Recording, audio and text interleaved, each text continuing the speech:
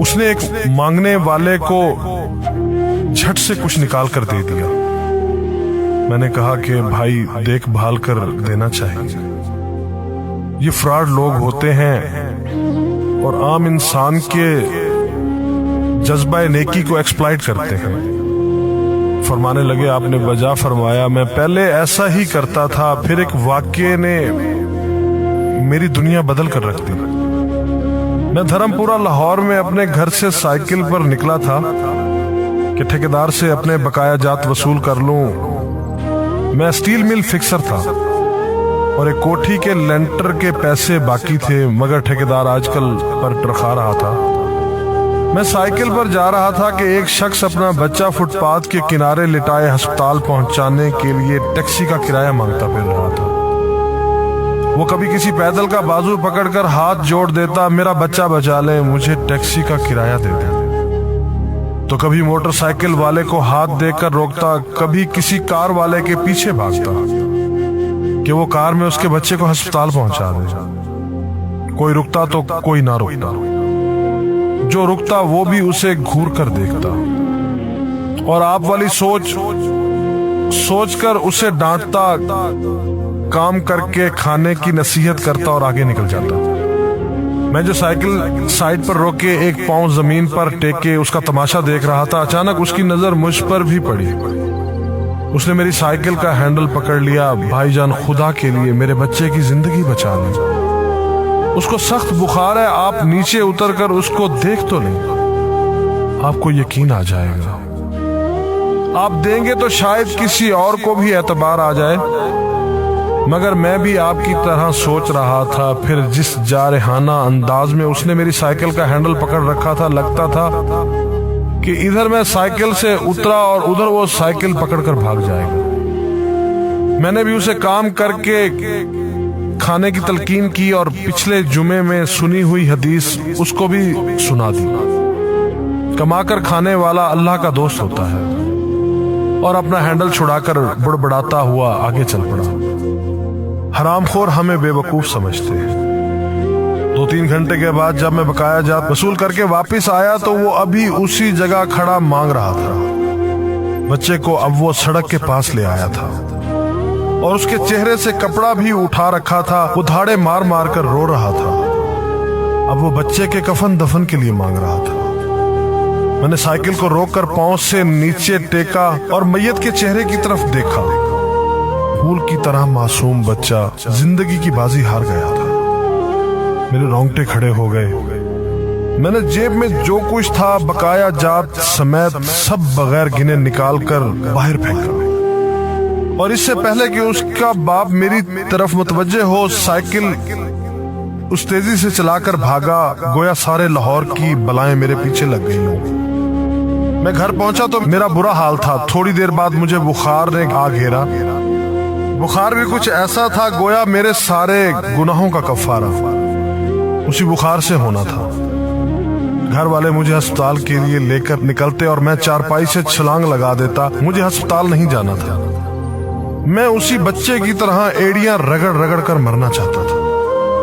2-3 दिन के बाद बुखार को तो आराम आ गया, मगर मैं जहनी मरीज बन गया। मुझे लगता गोया मेरा अपना अकलौता बेटा जो 3री क्लास में पढ़ता था, वो उस बच्चे के कफारे में मर जाएगा। मैंने बच्चे का स्कूल जाना बंद कर दिया। बीवी के बार बार इसरार के बावजूद मैं बच्चे को स्कूल तो क्या दरवाजा खोलने भी नहीं जाने देता था।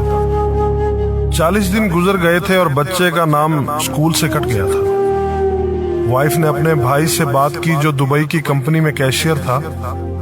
उसने मुझे बाहर बुलाने के लिए पासपोर्ट बनाने को कहा, मगर एक तो मैं शनाख्ती कार्ड भी पैसों के साथ निकालकर बच्चे की मैयत पर फेंक आया था। दूसरा, मैं खुद भी बच्चे को अकेला छोड़कर बाहर नहीं जाना चाहता था। वो 40 दिन कयामत के 40 दिन थे। 40वें दिन 10 बजे के लगभग हमारे घर का दरवाजा बजा। दरवाजा मैंने खुद ही खोला और सामने उस बच्चे के बाप को देखकर मुझे चक्कर आ गया। मुझे लगा जैसे हम दोनों आमने सामने खड़े खला में चक्कर काट रहे हैं। दरमियान में बच्चे का चेहरा भी आ जाता। मेरी कैफियत से बेखबर उस बाप ने मुझे दबोच लिया और फूट फूट कर रोना शुरू कर दिया। وہ کچھ کہنے کی بجائے میری ٹھوڑی کو ہاتھ لگاتا اور اسے چوم لیتا، جبکہ میں پتھر کا بت بنے اس کی گرفت میں تھا کہ اچانک مجھے جھٹکا لگا اور میری چیخ کچھ اس طرح نکلی جیسے کسی کو پانی پیتے وقت اچھو لگ جاتا ہے اور پانی اس کے منہ اور ناک سے بہہ نکلتا ہے۔ میں اس بچے کے باپ کو سختی کے ساتھ سینے سے لگائے یوں رو رہا تھا گویا اس کا نہیں بلکہ میرا بچہ مر گیا ہے۔ ہمارے رونے سے گھبرا کر پورا محلہ اکٹھا ہو گیا تھا۔ آہستہ آہستہ 40 دنوں کا غبار نکلا۔ اس کو میں گھر میں لے کر آیا۔ محلے والے بھی آ گئے تھے جنہوں نے اس آدمی سے بہت افسوس کیا۔ کچھ دیر بعد اس نے اپنی جیب سے میرا شناختی کارڈ نکالا اور مجھے واپس کیا، پھر جیب میں ہاتھ ڈال کر کچھ پیسے نکالے اور میرا شکریہ ادا کر کے کہنے لگا کہ آپ کے پیسے بڑے برکت والے تھے۔ شاید آپ کے خلوص کی برکت تھی کہ میرے بہت سارے کام ہو گئے۔ سارے اخراجات کے بعد کچھ پیسے بچ گئے تھے۔ ان میں کچھ پیسے میں نے ادھار لے کر ڈالے ہیں، یہ آپ قبول کر لیجئے، باقی میں بہت جلد آپ کو واپس کر دوں گا۔ میں نے پیسے واپس لینے سے سختی کے ساتھ انکار کر دیا اور منت سماجت کر کے اسے پیسے رکھنے پر راضی کر دیا۔ اس کے بعد میں یہاں بطور اسٹیل فکسر آ گیا۔ میں جی جان سے کام کرتا تھا۔ چند ماہ میں ترقی کر کے فورمین بن گیا۔ 3 سال بعد میں نے سالے کی مدد سے اپنی کمپنی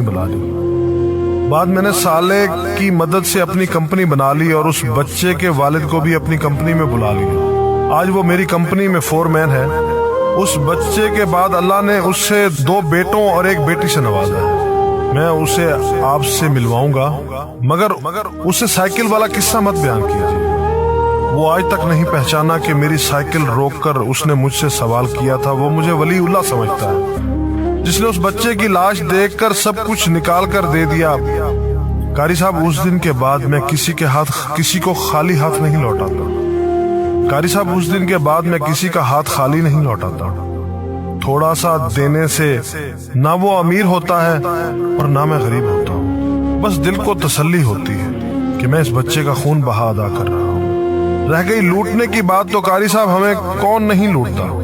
جوتے والا ہمیں لوٹتا ہے، کپڑے والا ہمیں لوٹتا ہے، سبزی اور گوشت والا ہم کو لوٹتا ہے۔ اتنا لوٹنے کے بعد اگر کوئی ہمیں اللہ کے نام پر لوٹ لے تو شاید حشر میں ہماری نجات کا سامان ہو جائے کہ یہ بندہ میری خاطر میرے نام پہ لوٹتا رہا ہے۔